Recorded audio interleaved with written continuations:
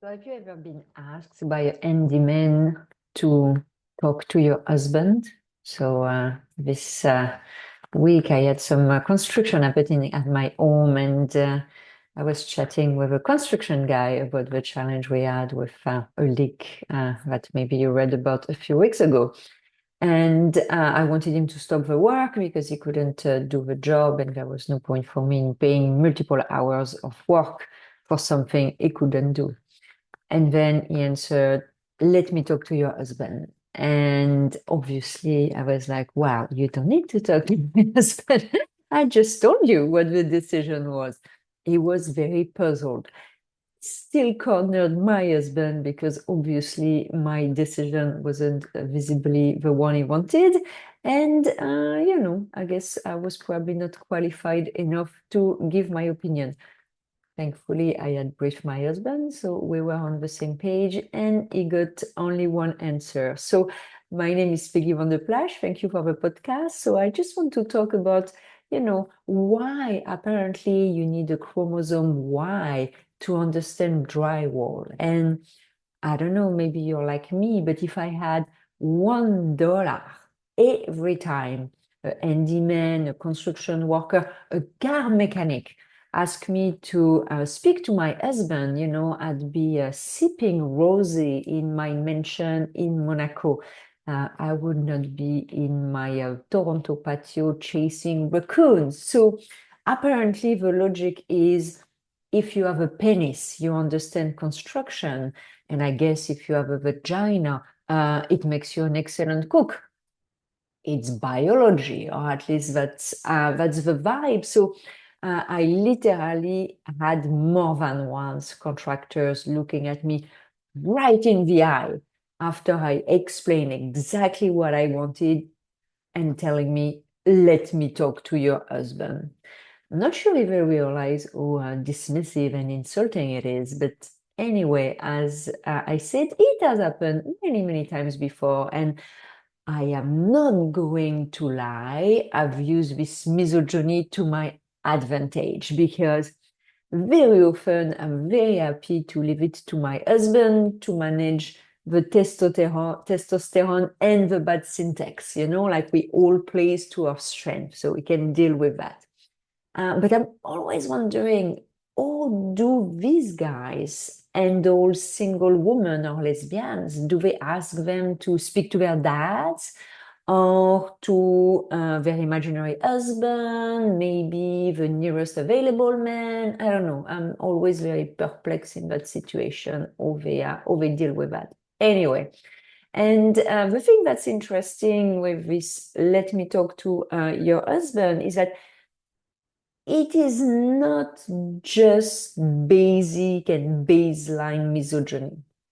I really suspect that there are a few additional reasons behind this very common, "let me talk to your husband." So the first one um, is something I would say that men are excellent target for upsells. So a few years ago, and when I say a few years ago, I should say 15 years ago, when I was fresh in Toronto, I belonged to that organization called Women in Capital Markets.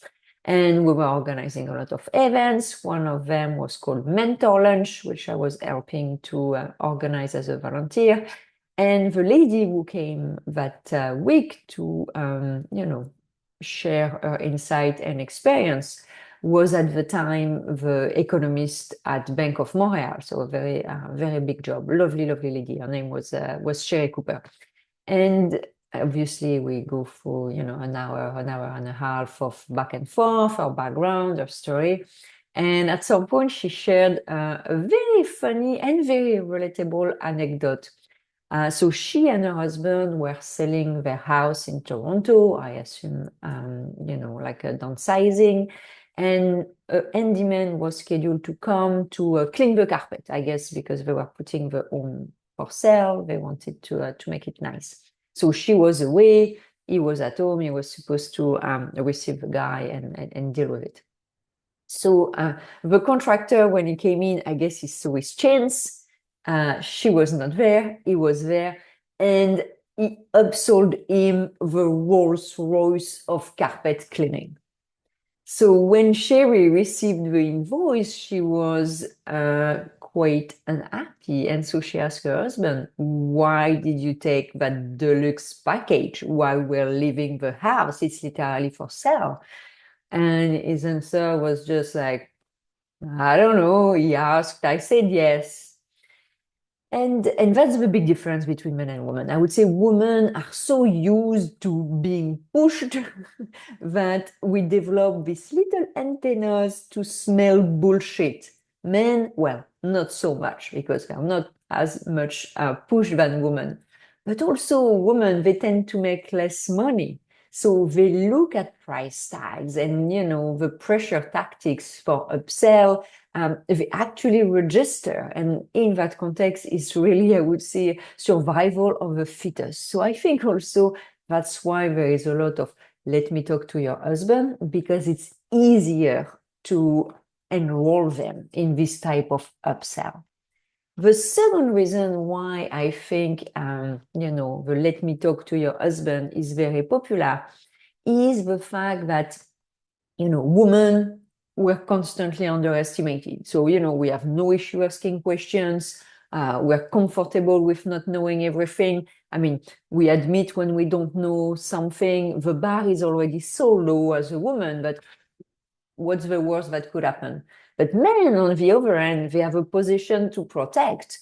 God forbid they look clueless, especially about manly things, things like drywall or, I don't know, wiring, electricity, whatever, car mechanic. That would be the shame, the silence, the overcompensation. So obviously, well, they again have a tendency to acquiesce because, well, they don't want to look clueless. And I remember reading that story years ago, but actually the profession that was the most conned was doctors. And why? Because they cannot admit they don't know something. They're so used to be the ones answering questions and believing that they know everything, but they don't ask questions. And so these are actually the best prey for con men. So, if you have doctors in your family, maybe let them know that. So does pushing back, does the fact that I don't really accept being told, let me talk to your husband, make me a Karen? So first, maybe. Second, I hate that word. For me, it's really another tool, in the misogyny toolbox. It's a way to shame women into silence, into compliance, into paying for something they don't need. If you push back, you're a Karen.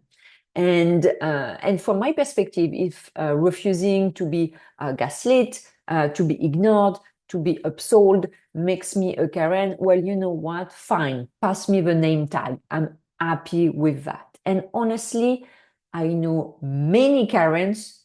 Two Karens are a very good friends of mine, and they're fabulous. They're smart, they're sharp, and they are unwilling to be taken for a ride. So you know what? Happy to be a Karen. So anyway, next time you hear, let me talk to your husband, be ready for your nice but firm retort. Thank you for being here with me today. Wishing you a fabulous week. Bye-bye.